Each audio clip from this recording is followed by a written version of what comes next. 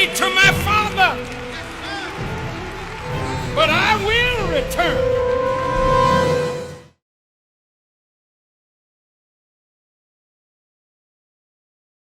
In the name of Allah, the Beneficent, the Merciful, I bear witness that there is no God but Allah, and I bear witness that Muhammad is his messenger.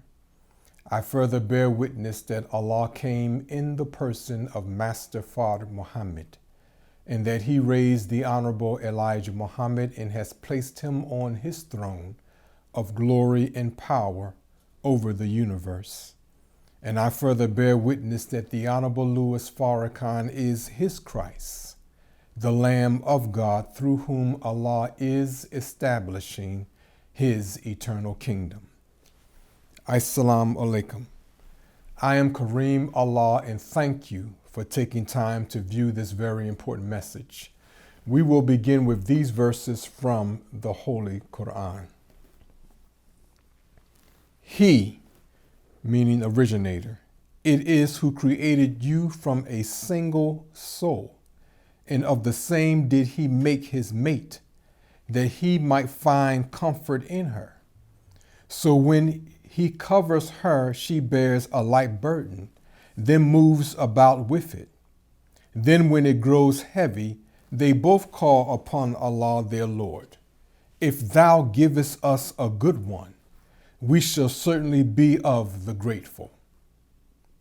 Now, this verse is among several in the Holy Quran that is at the base of the domestic life of the Messiah, which is the domestic life of the originator of creation, making it the domestic life of Master Father Muhammad.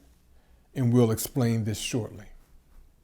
Now, in the previous message, I declared that I am raised and sent from the Honorable Elijah Muhammad, who is on the throne of power over the universe, functioning in the place of Master Father Muhammad as the God over the universe, with the goal, according to the Messianic Prophecies, of making all things new.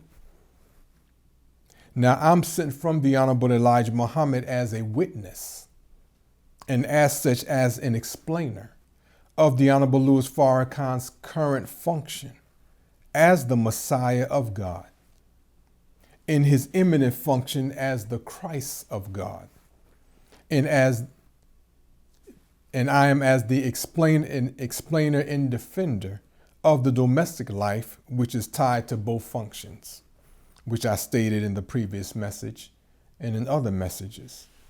So this, among many things, means that the domestic life cannot be understood outside of the fulfillment of the Messianic prophecies.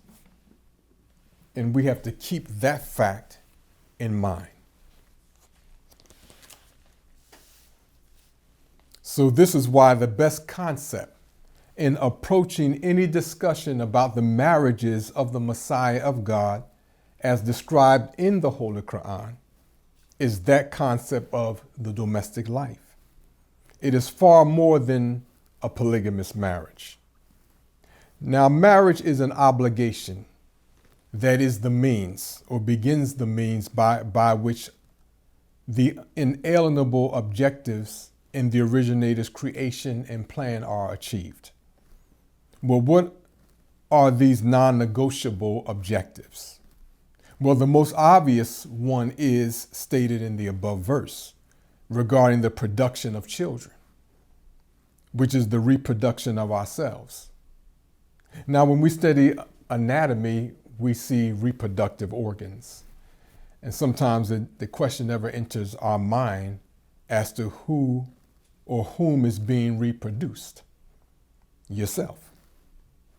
So all creatures reproduce themselves because no single being, person or living creature, can achieve immortality through the material of the earth from which the body is made. So in the Holy Quran it states, and Allah gives life and causes death. It also states in the Holy Quran, every soul must taste of death. So no one should expect to escape death. And clearly, death is not limited to those who are considered old. And we know this. So in the Holy Quran, it states, "And Allah created you from dust, then from the life germ, then He made you pairs, and no female bears nor gives birth, except with His knowledge. And no one living long is granted long life, nor is his life shortened at all, but it is in a book." All of this. Well, what is this book?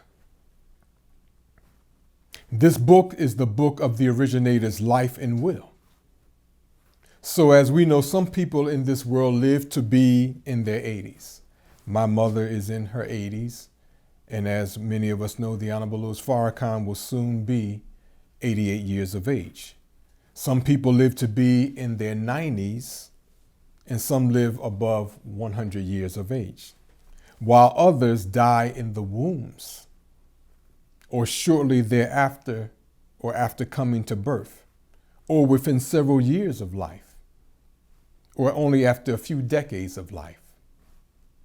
Now, unfortunately, in this world, we're not taught deeply about the expectation of death, and especially about what it means to live in a world that is considered death in hell, according to the Messianic Prophecies, where it states, "Therefore, just as sin entered the world," in this case it would be the earth, "through one man, and death through sin, and in this way death came to all people, because all sinned." So here we're being told one man brought death into the world. That's how it came in. And this death that he brought into the world was through sin. And now we're all involved in a sinful world, making a sinful world exist. Well, this one man, according to the teachings of the Honorable Elijah Muhammad, is Yaqub, the maker of the Caucasian people. Now, we can easily agree that the easiest thing to do in this world is die. It's easy to die in this world. The hardest thing to do is to live a life according to the originator's plan of life for the human being, which is the plan of his own life. It's the same plan. Some know it because they've listened to the Messiah. Others don't know it. So both life and death result from divine immutable laws. Now we know death must happen, but death as an event is caused by either Allah's active will or by His permissive will. Now the Honorable Elijah Muhammad taught us why Allah permitted this satanic world to exist. We know why. It's not by accident. We have the history of how this world came into being because we have the history of the making of the Caucasian people. The Honorable Elijah Muhammad also taught us that heaven is not a place in the sky, somewhere in the solar system, but that heaven is a condition of life. The manner in which we die is also attached to the prevailing conditions in a world of death. Now, what do we mean? Well, in the Holy Quran, we learn that Allah sends prophets when the wickedness of the people has reached a point where carelessness is the order of the day. They care less. So death comes to thousands of people every day through careless acts, through the greed of the few in power over the millions of people. And because they have power over them, they destroy their lives through contrived wars. You don't care about the people, so you care less. Senseless arguments lead to the death of thousands by gunshot, stabbings, strangulation, and bludgeoning, meaning beating somebody to death. In this world. In addition, we live in a satanic world that makes profit from death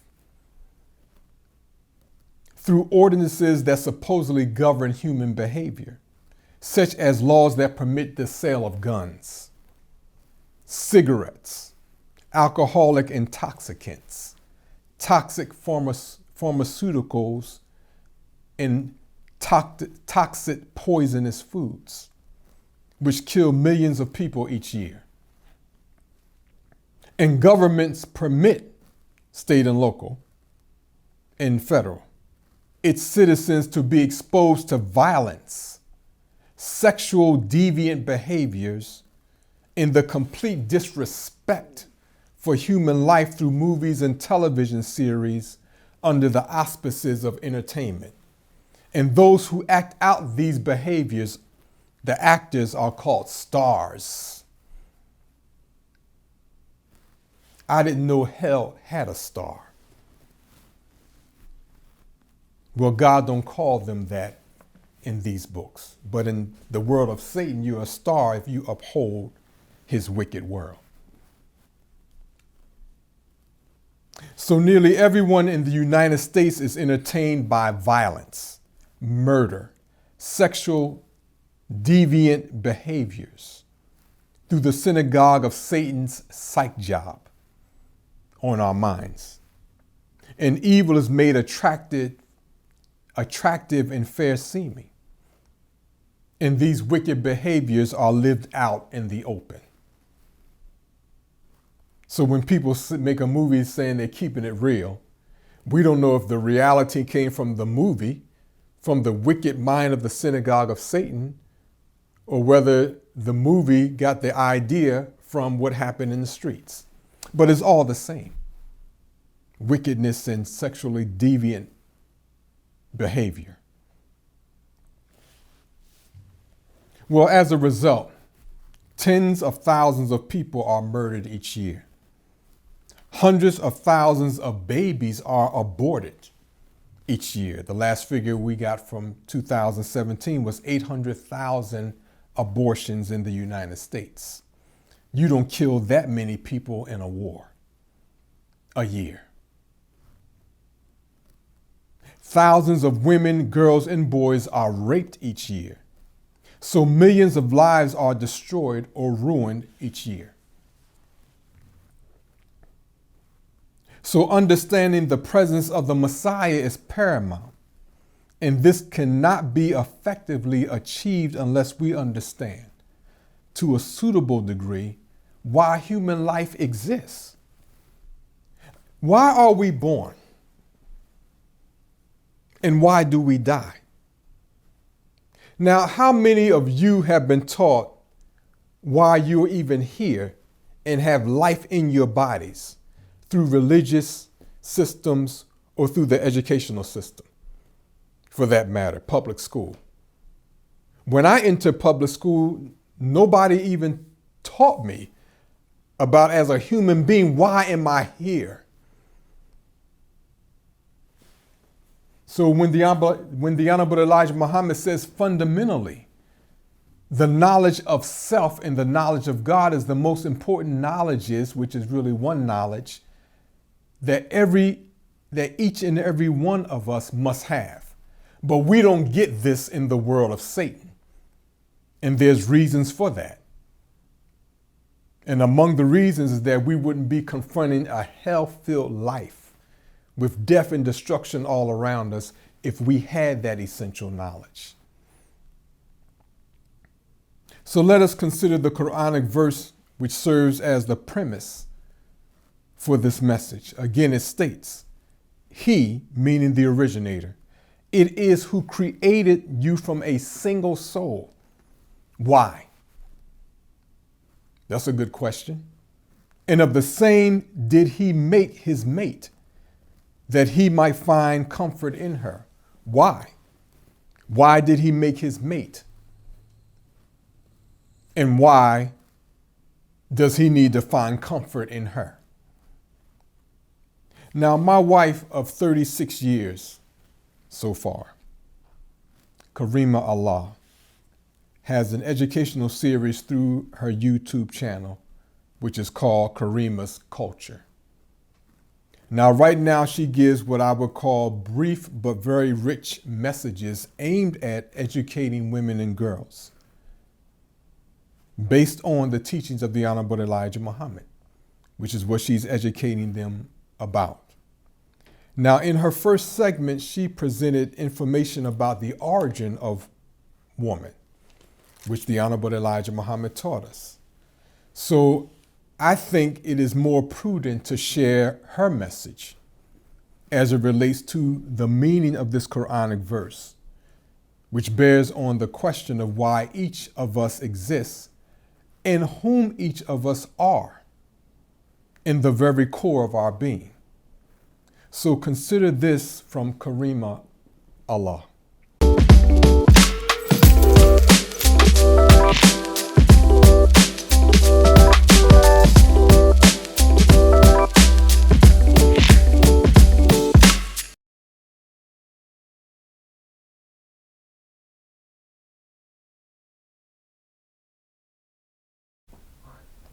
Greetings.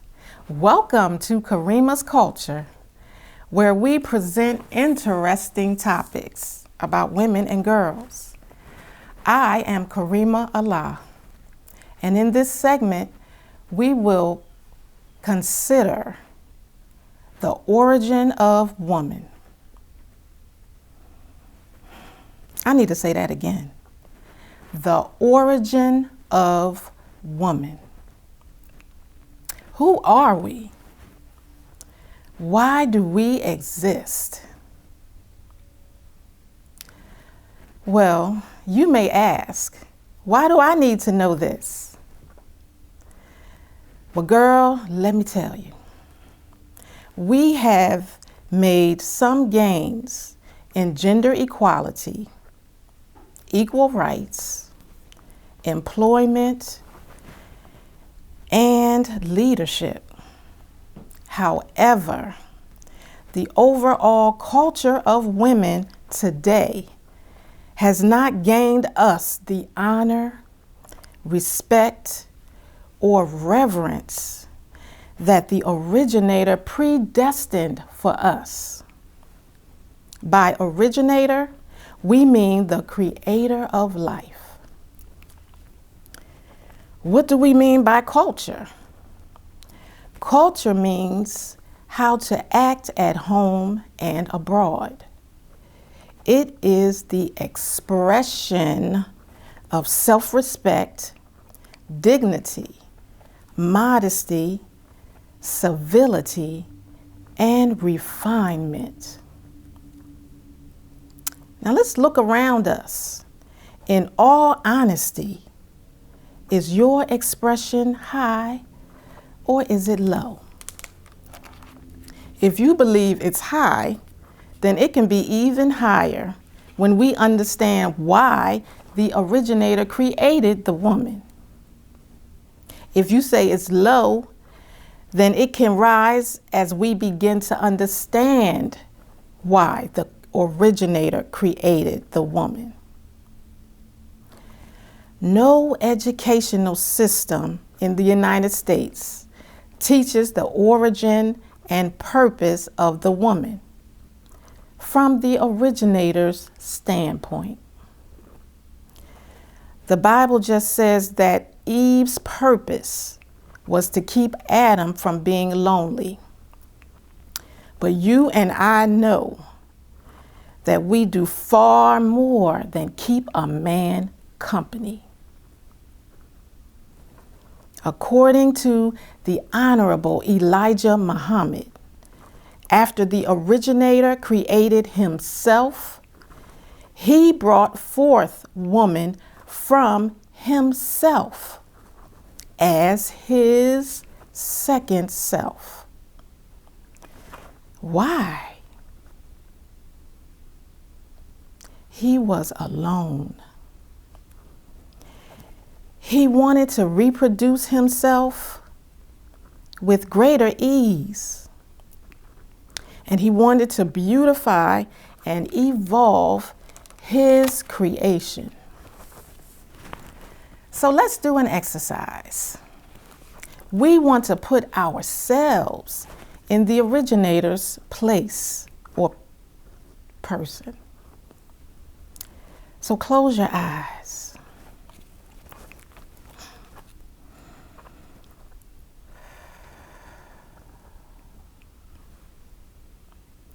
Imagine yourself as the originator. You may have just taken trillions of years to create yourself. You are in pain.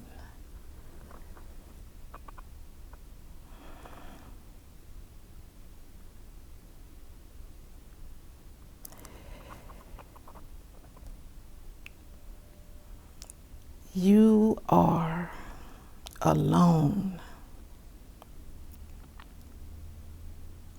You are in triple darkness and cold, so cold, because you have not yet created the sun.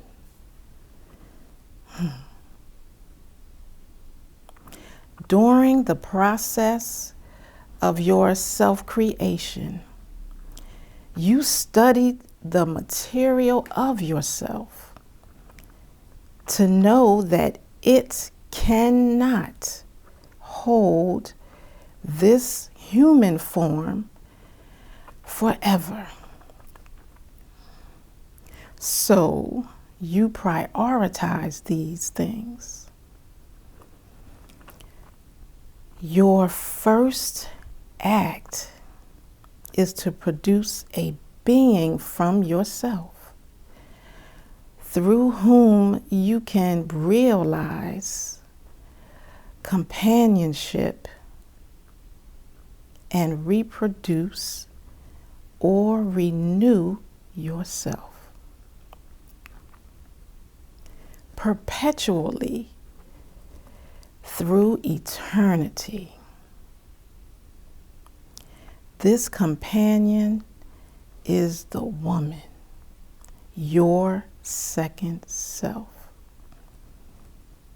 And since yourself and second self are the same, whether your second self reproduces male or female, either way, it's still yourself, the originator. You can open your eyes now. Whew. As you know, women give birth to males and females.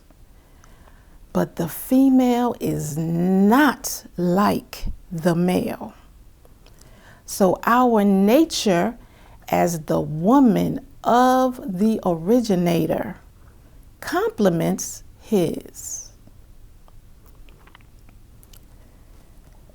So again, the originator brought from himself a divine being, woman, who is the consoler, the nurturer, the mother, and the perfecter of life and his creation. Why these lofty qualities? Because we, women, produce humanity. Every human being comes into existence through us, women. And if properly nurtured, every human being can exude the goodness of the originator. As you know, This is not the present reality. And there is much that can be stated as to why this is. However, we want to focus on ourselves and how society has diluted our awareness and our expression of our God-given nature. We live in a very violent and aggressive world, especially towards women. We are constantly insulted, and as a result, navigating through this world takes us out of our nature to the extent that our underlying attitude is one of hostility. But all is not lost, and hope is very much alive through the guidance and principles of Allah God, through His Messiah, the Honorable Louis Farrakhan. We have the opportunity to make our way back towards our nature, where we can realize greater peace, security, confidence, and true prosperity. So in future segments of Karriem's Culture, we will share some of these divine guidance, along with the principles that will assist us in being the best that we can be, according to the nature of the originator within us. Thank you so much for listening. Peace and blessings. Now, if we again take our minds back trillions of years, we can agree that the offspring of those living during that time were not and could not be wayward or unrighteous, because they did not live in a wayward world, an unrighteous world. Their genetics were not tainted by unrighteous thoughts and unrighteous deeds. So they didn't roll the dice hoping that maybe I'll get a good son and a good daughter, like we do today.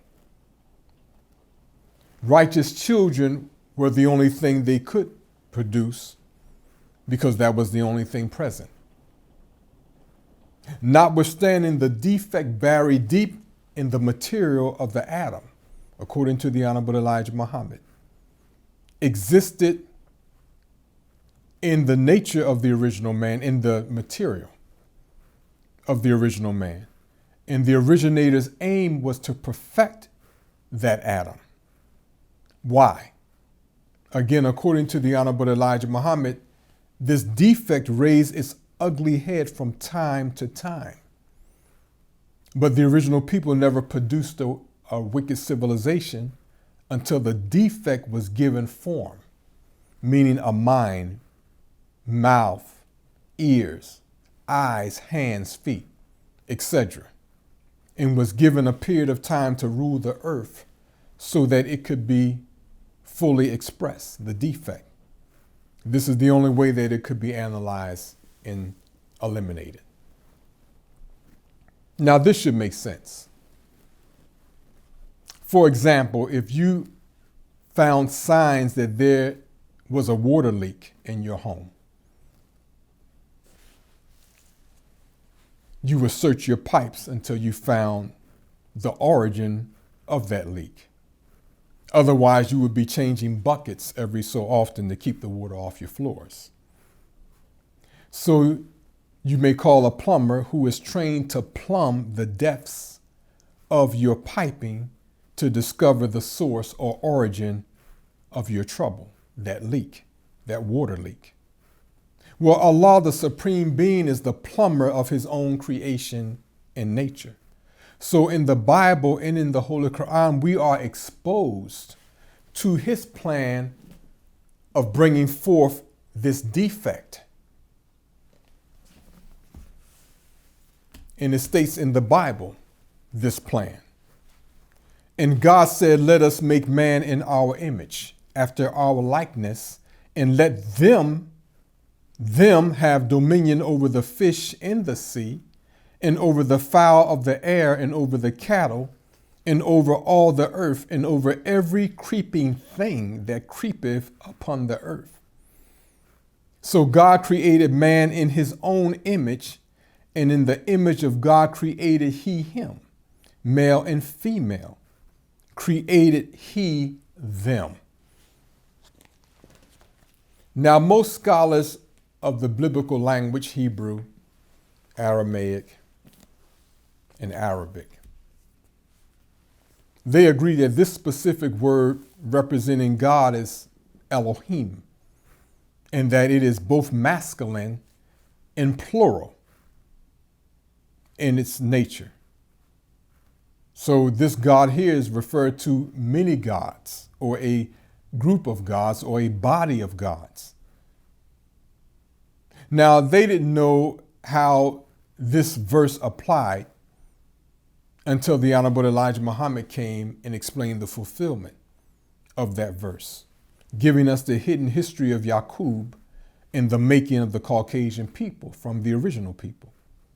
So when we place these verses from the Bible in the context of the originator's self-creation, which includes the origin of woman, then this God, this Elohim, this plural, is the original people, who brings forth a people from themselves that have their image and their likeness, but not the essence to incline towards righteousness, because they are constructed and manufactured solely through the defective part of the life journey.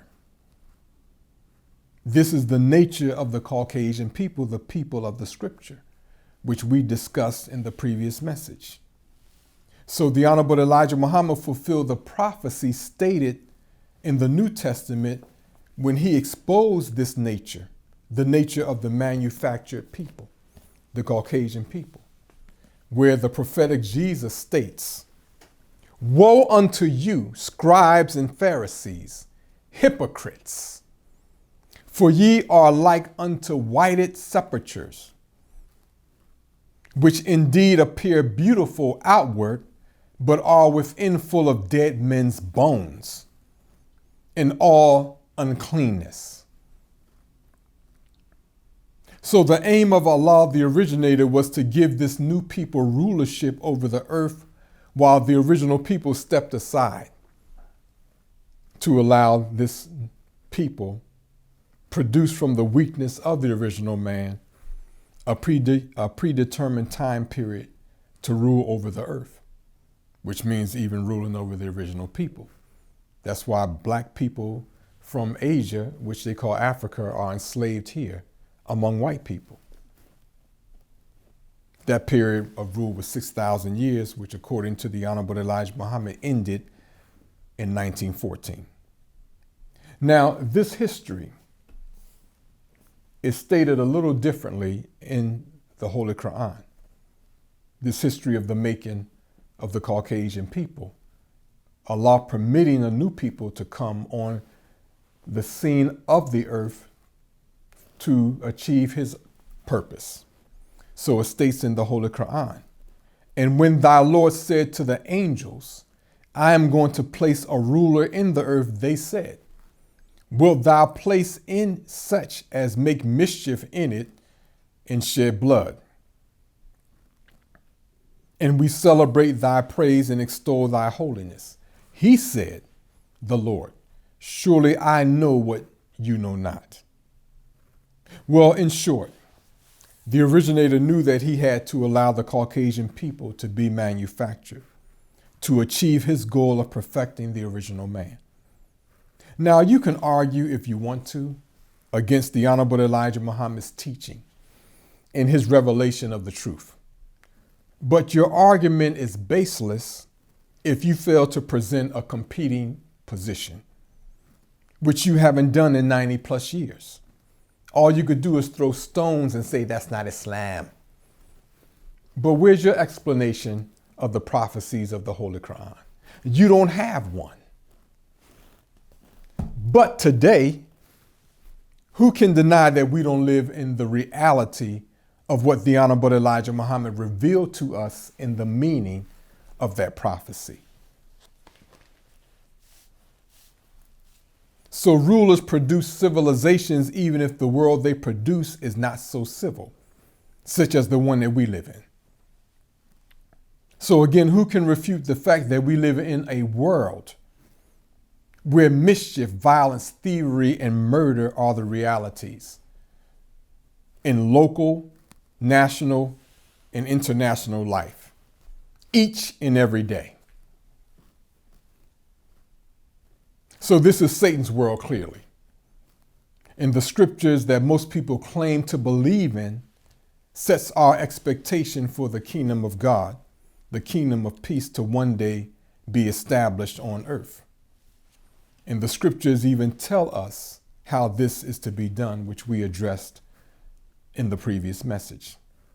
Now, Mother Tainetta Muhammad, who was one of the wives of the Honorable Elijah Muhammad, has shared with us great wisdom from the Honorable Elijah Muhammad, which was in keeping with the charge given to the wives of the messenger according to the Holy Quran.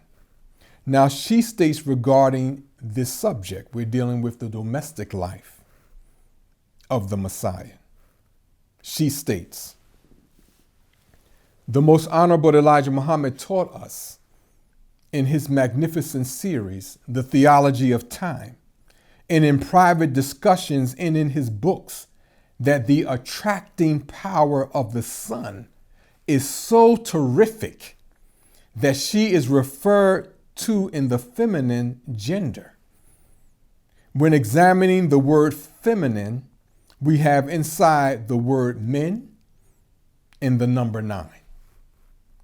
This aspect of feminine in God reflects the power of the female as co-created with her attracting power to procreate and produce offspring, which is symbolized in the creation of the 9 planets orbiting around the sun. This seminal act of creation produces the different civilizations existing on each of our planets in our solar system. This is the secret power of the female, the mother, the second self of God, as co-creator and co-producer of life, repeated over and over again. Why did the Most Honorable Elijah Muhammad teach us that a man cannot attain his full wisdom without the woman? Does this have anything to do with the knowledge of God being kept as a secret in a small circle of God's scientists in the beginning? They were all born of a woman and were raised and taught by their mothers, which is the very nature of children in relationship to their mothers until they mature and take hold to the responsibilities of their manhood and godhood. Well, this absolutely bears on the domestic life as it relates to the science of mating. The attainment of divine wisdom is predicated on the man's proper relationship with woman. And by man, we mean a man of God. He already has that relationship with God. But here, more specifically, the relationship between husband and wife. By proper, we mean the deepest of divine interaction, which involves the minds, hearts, and souls of both, the husband and the wife. Now, when I began writing the book on the domestic life of the Messiah, I had to arrive at a concept that established the premise for my explanation of the domestic life, being guided by the Honorable Elijah Muhammad. So in my books, I define the domestic life as follows. In one sense, the domestic life involves the Messiah's polygamous marriage. Most profoundly, however, the domestic life encompasses the protection, reformation, and elevation of women through divine knowledge and governance.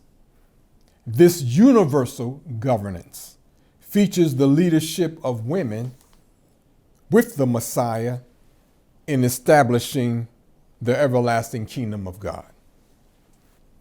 That's what I derive conceptually about the domestic life.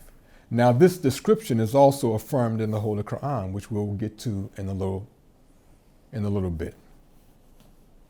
Well, one of my foremost aims regarding this subject was to reinforce, and is, the concept of the domestic life. Meaning that when we approach the marital lives of the Honorable Elijah Muhammad and the Honorable Louis Farrakhan, which is born of the Messianic Prophecies, I hope you hear me, then we have to have the proper basis for our perception. You can't perceive it, obviously, like you would just anybody anywhere with a wife, or even in the Muslim world with more than one wife. It can't be that trifling. How can it be when we're looking at the fulfillment of the Messianic prophecies? So the basis must be and is the domestic life. To discuss their lives outside of this context is a big mistake and even an error. Why? Now, I'm just giving you ammunition for the epic attack that's approaching us. But you have to have the right concept of how you perceive the Messiah, his work, and all that comes with that, including his domestic life. Well, in the Holy Quran, the believers are charged with being trifling in matters related to the Messiah's domestic life. You can read it for yourself. It's in several places in the Holy Quran, and we covered that already. Well, these people repeat the deceptive concepts of their enemies, even when they're trying to defend it. So in the supreme wisdom lessons given to us by Master Fard Muhammad through the Honorable Elijah Muhammad,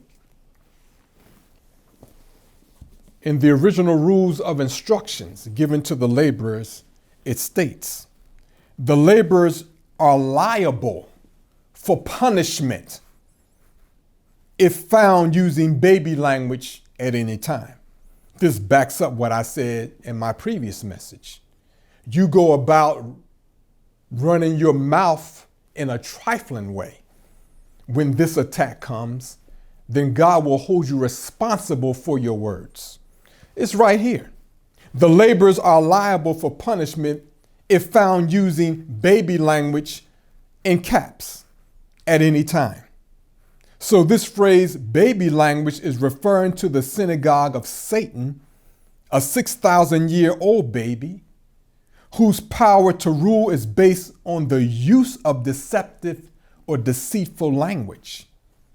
So when you attempt to represent or defend a position from the false concepts and terminology of our mortal enemies, then they are in control and you're not. The language of the original people of the Western Hemisphere must be the Holy Quran and the teachings of the Honorable Elijah Muhammad and the Honorable Louis Farrakhan.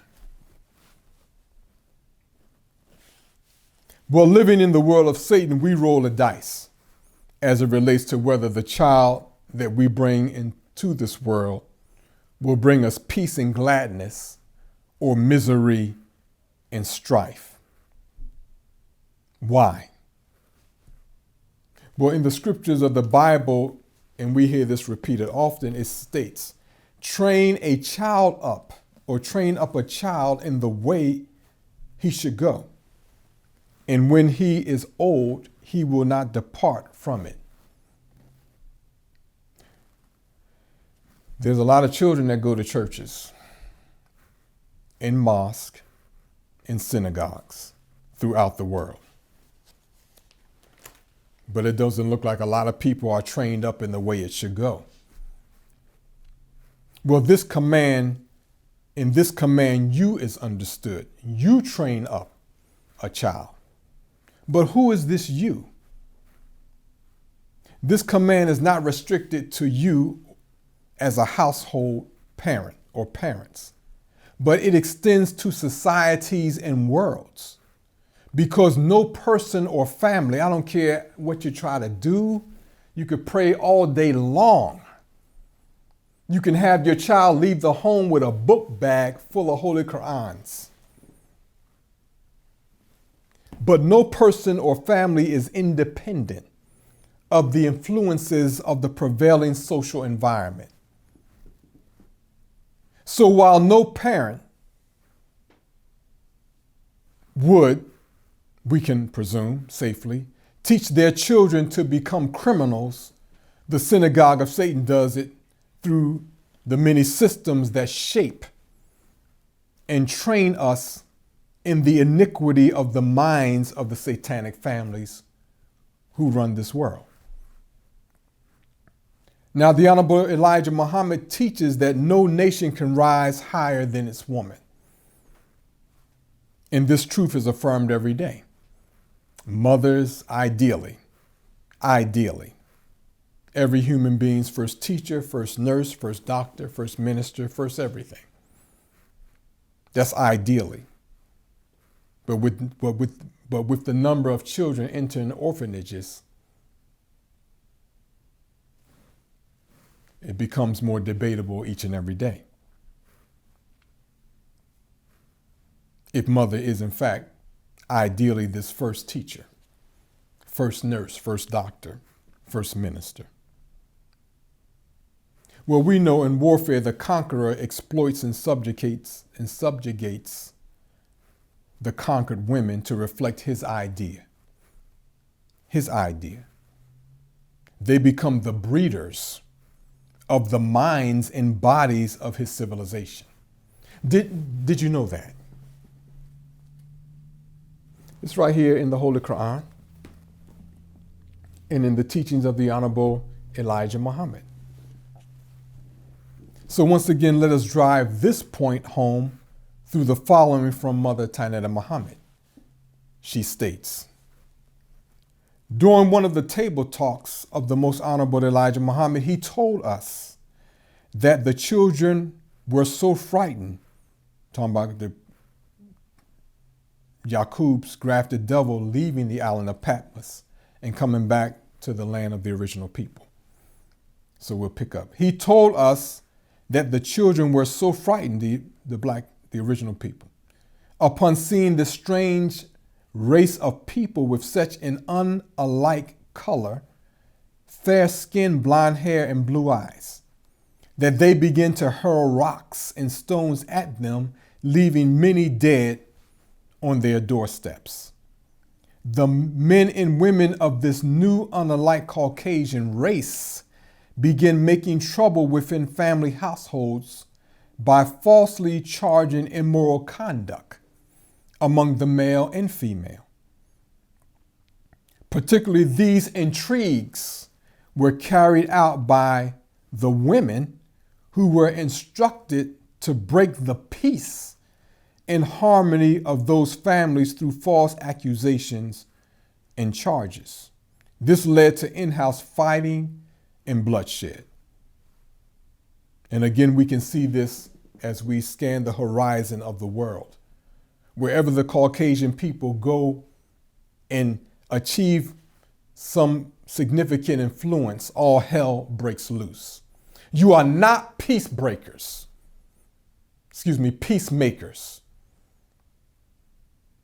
You are peace breakers. So you can use your deceptive language through your U.S. Congress and through your presidency of how you're for peace. How the hell can anybody believe that today? So the culture of immorality that has been made fair seeming to women, particularly in the Western world, sustains and fortifies the bestiality that plagues the Western world and the earth. And let me say that again. The culture of immorality from the minds of the synagogue of Satan has been made fair seeming to women, particularly in the Western world. All women. I mean, saying women, the woman of the Western world, not the specific little pockets of Muslims here and there. That sustains and fortifies the bestiality that plagues the Western world and the earth. So the vines of your wombs produce grapes of wrath that menace the earth.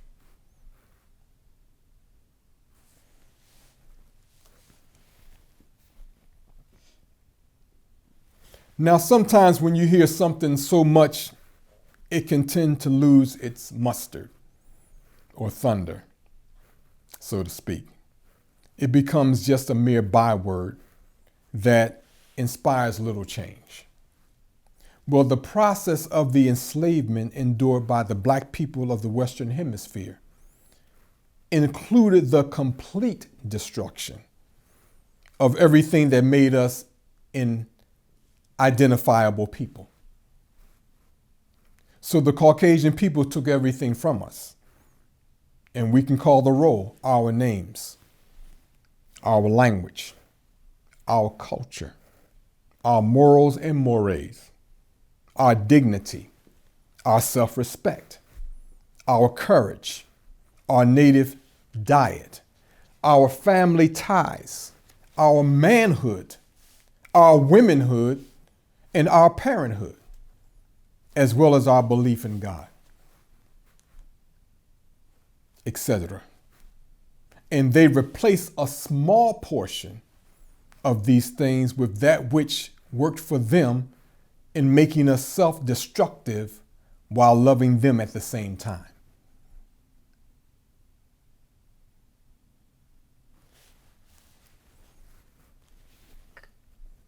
The black woman as a conquered woman was transformed into an ignorant baby-making factory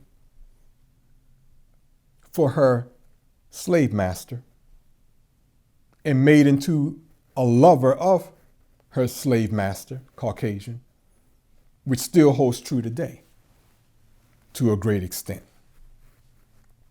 but is masked under the false notion of women's rights. But your immoral dress and attitude are born of your obnoxious desire to please your slave master. I'm talking to the black woman.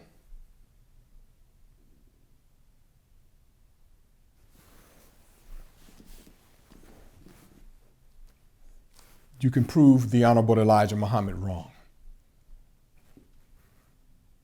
But that would be like seeing if a snowball can last a minute in hellfire. Well, if no nation can rise higher than its woman, then the resurrection of black people occurs through the resurrection of the black woman. It seems that most black women believe they have no need to be resurrected. They're fine. Well, you're made to see out of the eyes of the mortal enemy that you so dearly love. So your view absolutely does not count at all. The Supreme Being, Master Fard Muhammad, knows best. So he brought with him that which would begin the process of the resurrection of the black woman first. and then all other women throughout the earth. And we have it here in the Supreme Wisdom Lessons given by Master Fard Muhammad, the Supreme Being. And it states, what is the meaning of MGT and GCC? Muslim Girls Training and General Civilization Class. This was the name given to the training of women and girls in North America. How to keep house, how to rear their children, how to take care of their husbands, sew, cook, and in general, how to act at home and abroad. These training units were named by our prophet and leader of Islam, W.D. Fard. So let us contemplate on this. The most powerful human being that has ever lived and ever will live, according to the Messianic Prophecies, Master Fard Muhammad, established the MGT and GCC. So this is akin to the originator of creation bringing forth the woman from himself. But he does this through a specific teaching that is rooted in his divine love for her. And through this teaching, in the presence of his Messiah, he grows her to love him. That's the goal. This is how the woman, in the fruit of her womb, establishes the kingdom of Allah, because that's the only way it's going to be established. Through the woman and through the fruit of her womb. We'll leave it there for now. So now Master Fard Muhammad is this he, described in the Quranic verse that we read from the outset. Again, where it states, he, originator, it is who created you from a single soul. And of the same did he make his mate, that he might find comfort in her. So when he covers her, she bears a light burden, then moves about with it.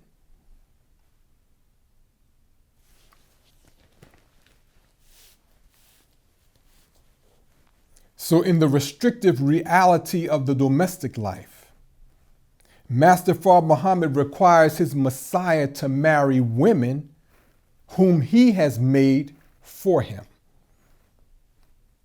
Now remember, Master Fard Muhammad sees eons into the future.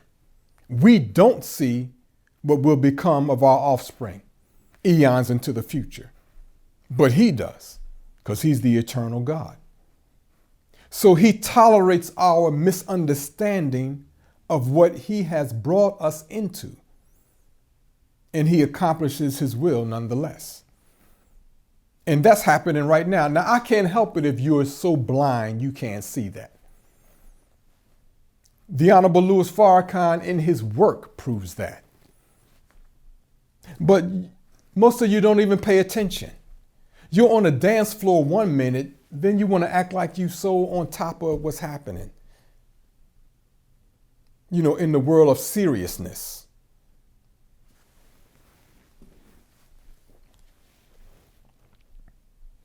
Well, one of our greatest challenges today is to imagine life beyond ourselves. We know we're going to die. How many of us sit back and imagine life beyond ourselves, other than a 401k and maybe trying to leave something for our children?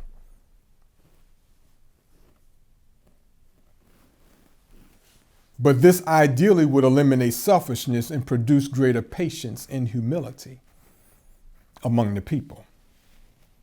So during my meeting with the Honorable Louis Farrakhan in his hotel suite during Savior's Day 2014 in Detroit, he stated, the Honorable Elijah Muhammad told me that he would not wish his life on his worst enemy, but he gave it to a friend.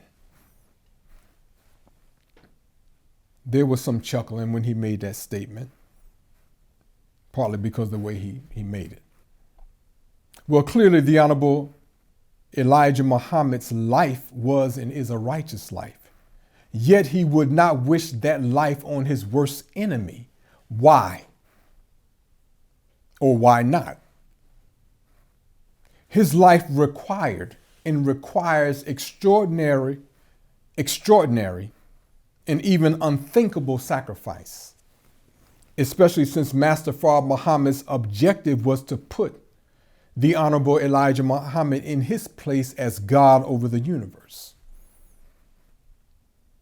Well, we have his words,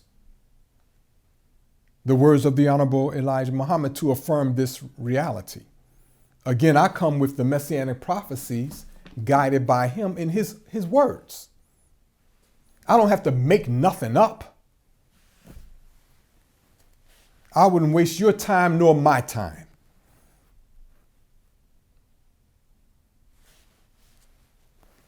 Well, he declared this, the Honorable Elijah Muhammad, to the Honorable Louis Farrakhan, which is the one he should have made this statement known to, when he stated, "Brother, Allah made me to take his place among the people. I am making you to take mine." Now that statement is on record right here in the book Closing the Gap, the interviews of the heart and mind and soul of the Honorable Minister Louis Farrakhan, compiled by Brother Jibril Muhammad, who has been with the Honorable Louis Farrakhan, from the very beginning of his messianic mission in the physical absence of the Honorable Elijah Muhammad. But we can also find this in the Messianic Prophecies where it states, "For he," meaning God, "have put all things under his feet," meaning this one, this Messiah. "But when he saith all things are put under him, it is manifest that he is accepted," that he's the exception, which did put all things under him. So he puts everything under him but himself. So the Honorable Elijah Muhammad is on Master Fard Muhammad's throne because he's placed on the throne by Master Fard Muhammad. Obviously, if somebody placed you in a position, then you can't find your way to be, over top of them. Well, let us consider the following from Brother Jibril Muhammad.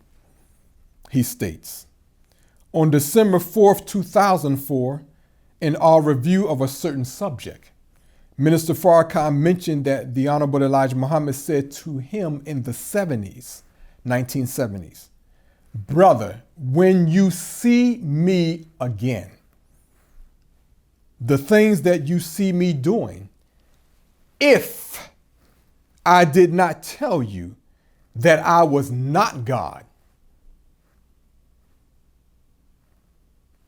you would be found worshiping at my feet.'" The emphasis is mine, it's Brother Jibril. Now that's loaded. Well, if it's conditional. But what is the if for? I got to tell you that I'm not God. Why would he do that if he is?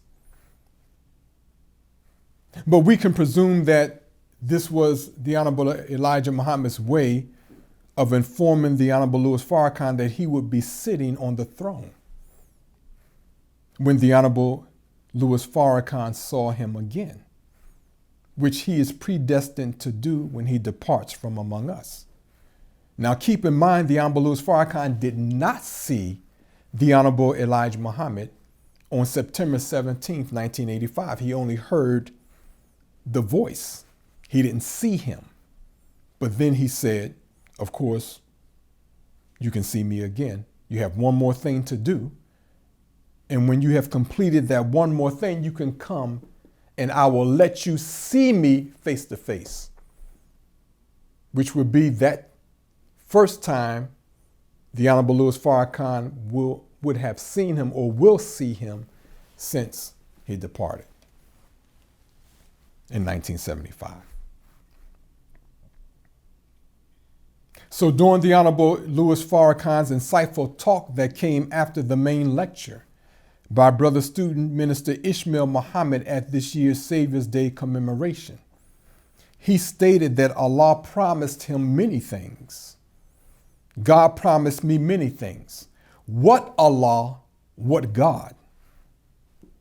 Well, we have on record several great promises that the Honorable Elijah Muhammad made to the Honorable Louis Farrakhan. We just restated 2 of them. Actually 3. Another is the promise that the Honorable Elijah Muhammad, now Allah in person, would reveal the new teaching to and through the Honorable Louis Farrakhan. Now, many of you, registered members of the Nation of Islam, some of you, charged me with changing the teachings when I began teaching that the Honorable Louis Farrakhan was the Messiah and that the Honorable Elijah Muhammad was Allah in person. This is 6 years ago. So tell me, how do you handle today the Honorable Louis Farrakhan's referring to the Honorable Elijah Muhammad as Allah and as God? How do you handle that? I'm not patting myself on the back. That's a serious question. Do your belief needs to catch up? You just charged me with changing the teachings. Now you're going to hear that and say, that's right. Like you can turn on belief just like that, belief in that specific reality. Now, who you think you fooling? You got work to do to get to the point where you know that that's the truth.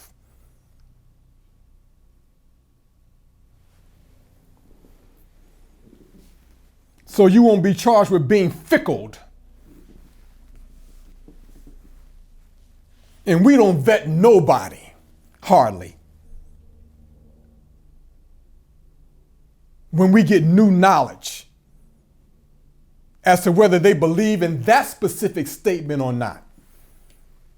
That don't mean you're a disbeliever, but you may not yet believe in that specific reality, which puts you on a tightrope.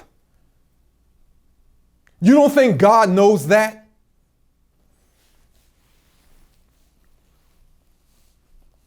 So I'm just encouraging you to confront that reality, since I know you charge me with being all kinds of things for saying that. Now, 6 years later, you can accept him saying that, or have you accepted that? The jury is definitely still out on that one.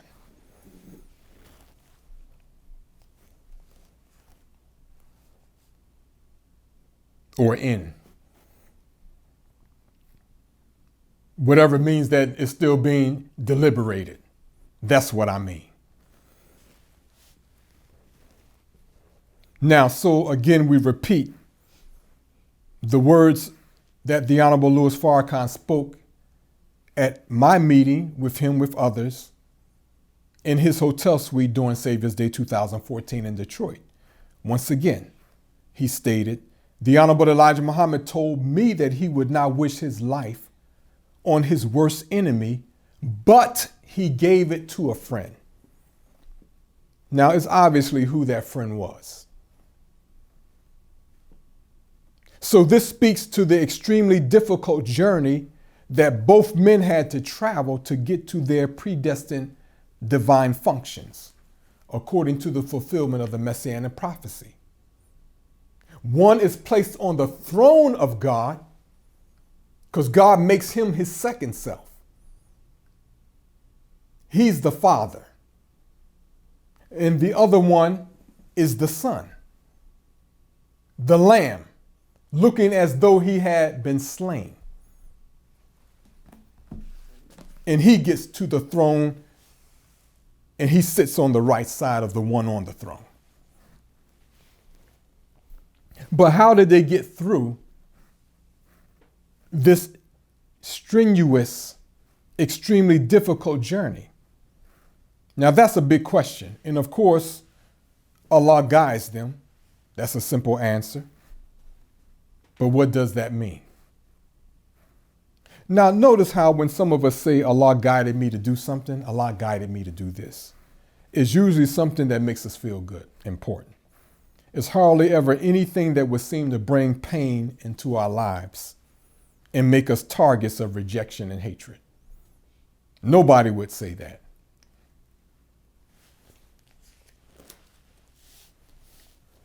Well, the execution of Allah's plan requires obedience to his divine commands. And where we struggle or fall short, Allah urges us, even forces us into submission. So one of my assignments regarding the domestic life, writing the book, was the question that the Honorable Louis Farrakhan raised to me in a meeting, and that he stated, since the Honorable Elijah Muhammad told him that Allah had to force him with respect to aspects of his domestic life, how does Allah force a man? That was the question. And I wrote something of an answer to that question, which we won't take up here, but it's in, I believe, the third part of the series on obeying divine commands, that book series. Well, again, the Messianic Prophecies describe the plan of Allah, the supreme being, to take and the enslaved black people of the Western Hemisphere and make them the foundation and rulers of his eternal kingdom. So for all you black naysayers talking about the Nation of Islam ain't this, the Nation of Islam ain't that, oh, you don't want to be a leader in the eternal kingdom of God. Is that what you're saying? You love your slave master that much you'll deny your own birthright? Now, how silly is that? That shows you don't even know the teachings of the Honorable Elijah Muhammad. You got to move a little bit more self-hatred out the way. Maybe cast off a little more love for your slave master. Take the envy and jealousy out of your eyes. Then maybe you'll be able to see much clearer.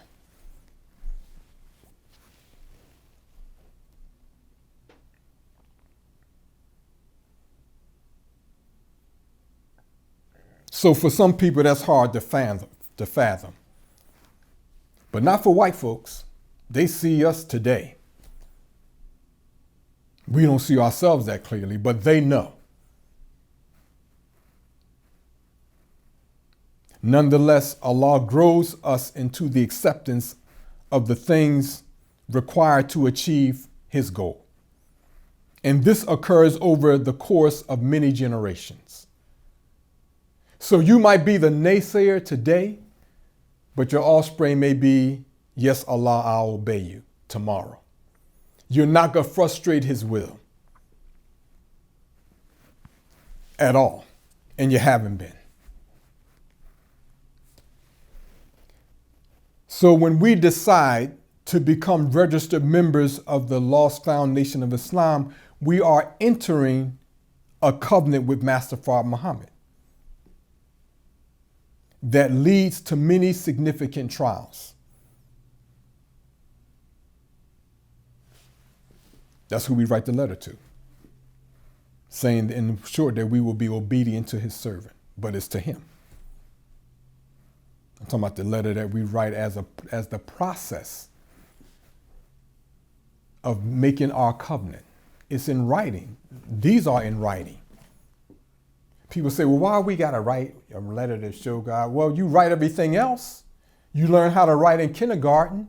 You write the check. You think God's a mystery God. That's why you ask that kind of question.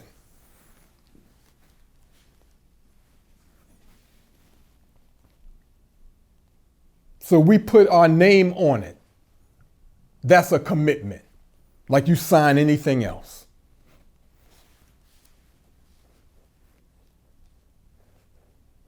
So in the Holy Quran, it states, surely Allah has bought from the believers their persons and their property. Theirs in return is the garden. It says a little bit more than that later on. In that journey, some are slain in the cause of Allah. Well, this verse is not without meaning or merit. Now, in the previous message, we discussed how the black people of the Western Hemisphere fulfilled that prophecy as the great field or the valuable pearl that the one who is to build the kingdom of heaven bought to use to build that kingdom is in Matthew chapter 13. So yes, we have been bought through the price that Master Fard Muhammad paid in coming to the hells of North America and suffering abuse at the hands of an enemy he could have easily destroyed. He found us to be this invaluable pearl, field to produce his kingdom.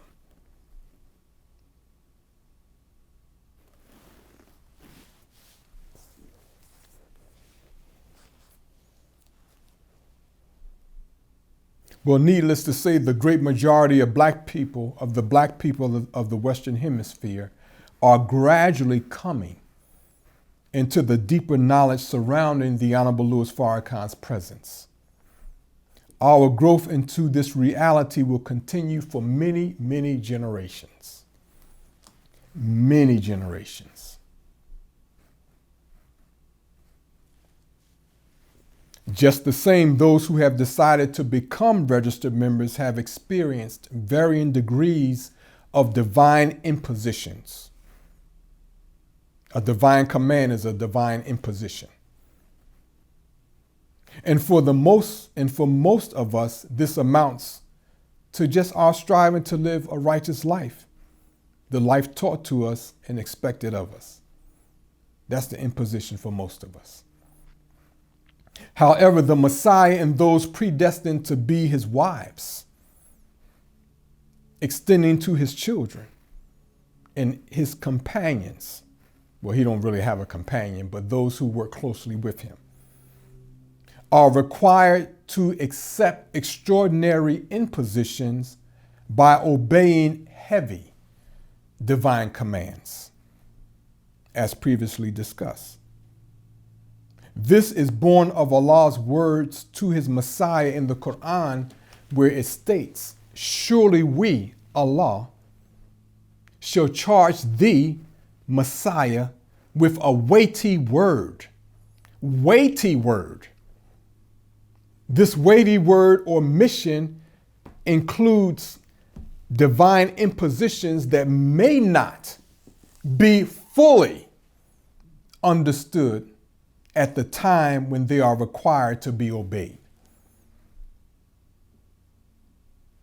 This is how the Messiah lives the prophecy, then later on discovers its fulfillment. So you don't fully understand everything that you're required to do. But Allah knows that he and they will grow to understand these things more fully. You have to have some level of understanding to move forward, but you may not fully understand it. That's the point I'm making. Listen to my words.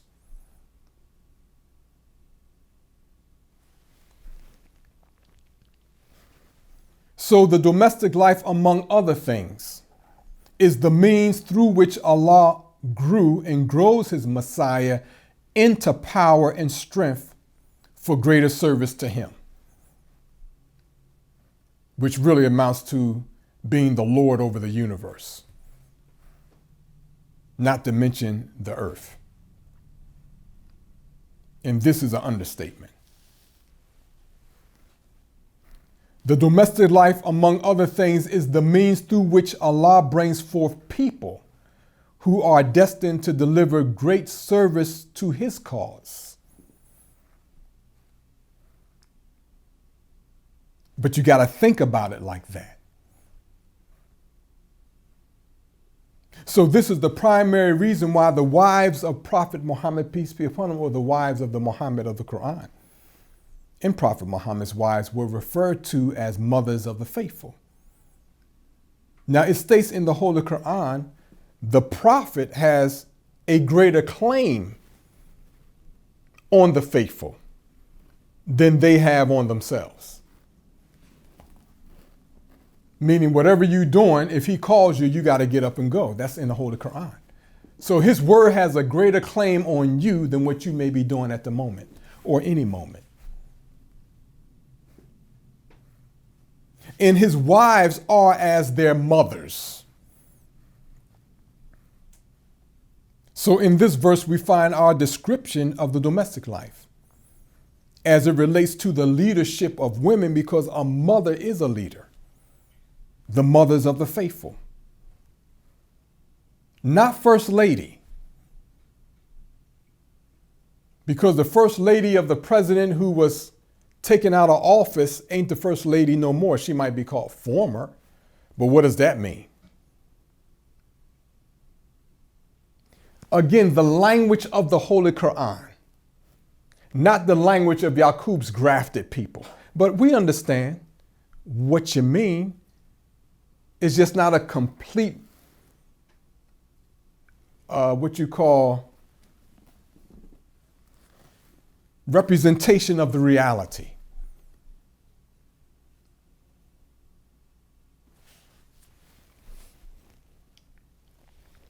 Now, although Allah declared them to be the mothers of the faithful, they must accept that function within themselves. They must accept the fact that they possess a light and therefore have the responsibility of protecting and rearing the faithful, the believers in God, no matter where they are. This is according to the Holy Quran. Again, the Messiah is a universal ruler. He rules the earth. So his wives are as mothers of the faithful. Really, anyone who believes in God. So that's not an easy task to confront, not to mention to believe in from the outset. So in Surah 33 of the Holy Quran, which is about the domestic life of the Messiah, we get introduced to the notions of problems within the domestic life. Now it states here, O Prophet, Allah speaking to him, say to thy wives, if you desire this world's life and its adornment, come, I will give you a provision and allow you to depart a goodly departing. And if you desire Allah and his messenger and the abode of the hereafter, then surely Allah has prepared for the doers of good among you a mighty reward. Now again, the Messiah is on the ground among the people leading the atonement process. And as we stated earlier in the message, we live in a society where evil has been made fair seeming. And Satan still has his schemes going on. In other words, we're not in heaven. So that's a challenge.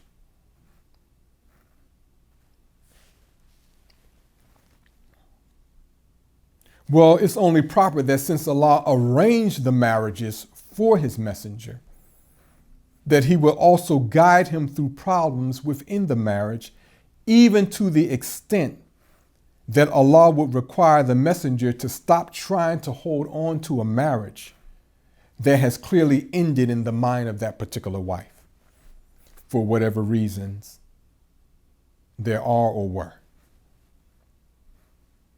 Now, some women might say, well, who wouldn't want to be married to a divine messenger of God? Well, the very ones raising that question would be the first to bail out of the marriage. The first to bail out. Why? Well, Allah, the Supreme Being, in this case, the Honorable Elijah Muhammad on the throne, requires extraordinary sacrifice. The Messiah absolutely belongs to him. That's why he can say, I want you to marry this one. And if you don't, I'll somehow force you. But I'll do it in a way where I'm not twisting your arm or breaking you up. See, we already covered that in the message. The Messiah already has an inclination towards obedience. But Allah permits apprehension.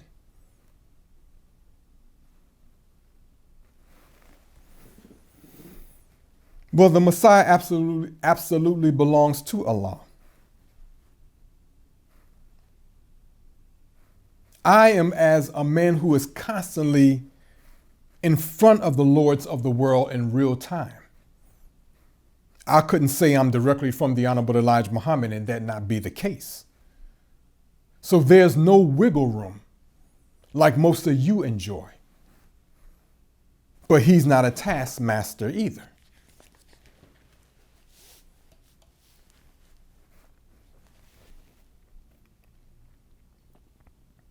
So one of the first acts after the Honorable Louis Farrakhan rose to rebuild the teachings of the Honorable Elijah Muhammad in 1977 was to reestablish the MGT and GCC, which had been devastated after Wafuddin Muhammad, the son of the Honorable Elijah Muhammad, took over the registered membership of the Nation of Islam in 1975.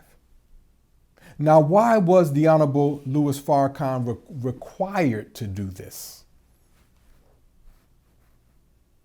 Again, the declaration that no nation can rise higher than the condition of its women is not a cliche.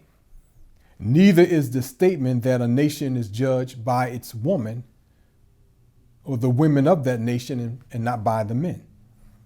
So the MGT GCC is profound proof that Allah is present. In this training, ideally, we're talking about the training. We're not talking about those of us who might fall short. We all fall short of the glory of God. But God's glory is not shortened. Just our falling away is shortened. But we're not to be condemned.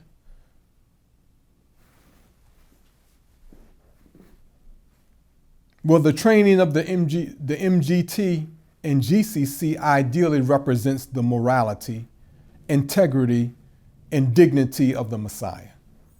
We're talking about the Honorable Louis Farrakhan. So we can safely state that the lost foundation of Islam is detected only to the degree that the MGT and GCC exists and functions. I don't think you have a problem with that statement. Well, history has taught us that when nations conquer other nations, the first casualty is the woman of that nation. History shows that. And our life in America shows we've been a conquered people. So the imminent departure of the Honorable Louis Farrakhan is naturally going to be perceived by the synagogue of Satan as an opportunity to destroy the MGT and GCC by whatever means they choose to do it. That just makes sense.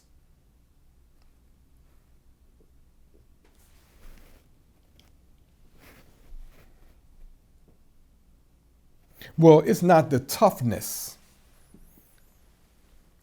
of the women in the MGT GCC that keeps this class safe and established.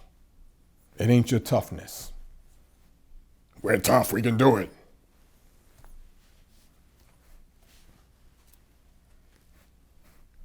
But we haven't done it. And you didn't stand up yourself. God came and gave you a class to build you up, and his Messiah rebuilt the class. So let's do a checkup from the neck up about what you're really capable of doing. Well, you have the biggest job, that's to maintain faith. But the Messiah is the Lion of the tribe of Judah. So the Honorable Louis Farrakhan is responsible for protecting the MGT and GCC, which is part of the domestic life. Thank you for taking time to view this message. May Allah bless you, continue to bless you and your families. Assalamu alaikum.